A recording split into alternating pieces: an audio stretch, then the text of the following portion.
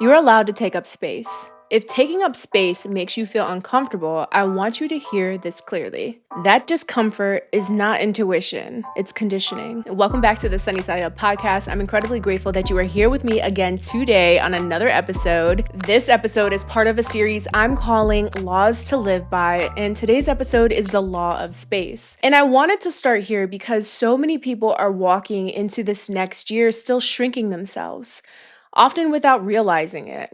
So, today we're talking about the law of space and why you are allowed to take up space without apologizing, over explaining, or making yourself smaller to fit in the room. A lot of people think taking up space means being loud. It doesn't.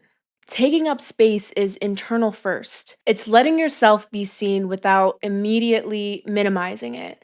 It's sharing your thoughts without softening them to make other people comfortable. It's allowing your presence to be steady instead of constantly adjusting yourself to match the room you're in. Most people don't struggle with confidence, they struggle with permission, and they're waiting for it from other people. Somewhere along the way, especially as women, we were taught that being agreeable, easy, and low maintenance was the safest way to move through the world. It's not true.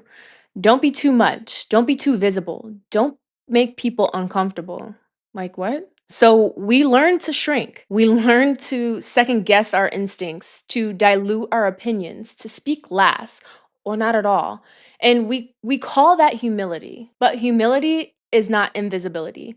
Here's where I want to make this real for a second. I've built businesses, I've created content for years, I've shown up online long before it was comfortable or cool. And still, there were rooms where I made myself smaller, moments where I softened what I actually meant, times where I waited to be more established before owning my voice. Not because I didn't have value, but because part of me thought, who am I to take up this much space? And that's how sneaky this conditioning is. You can be doing big things and still be shrinking internally. Here's the part that's uncomfortable, but honest. When you don't take up space, someone else always benefits from it. Your silence makes things easier for other people.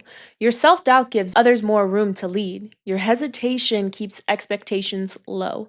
But the cost is always paid by you because shrinking doesn't protect you, it delays you. Taking up space does not mean performing. It doesn't mean forcing confidence. It doesn't mean becoming louder, sharper, or harder. It means standing where you are without apologizing for existing to be there. Calm presence is still presence. Quiet certainty is still certainty. You do not need to earn the right to be here. You already are.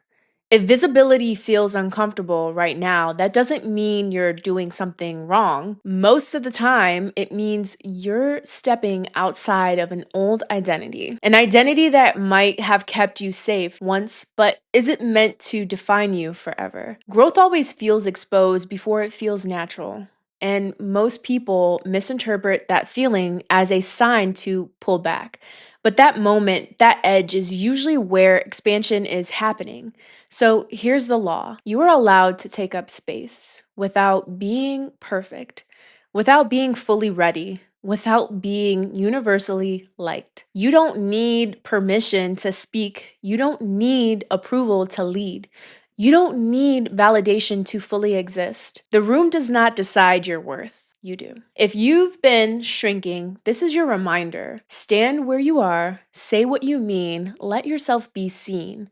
Because taking up space isn't arrogance, it's alignment. And this year, alignment is the standard. Before you move on from this episode, sit with this question: where have I been making myself smaller out of habit, not truth? That awareness alone changes everything.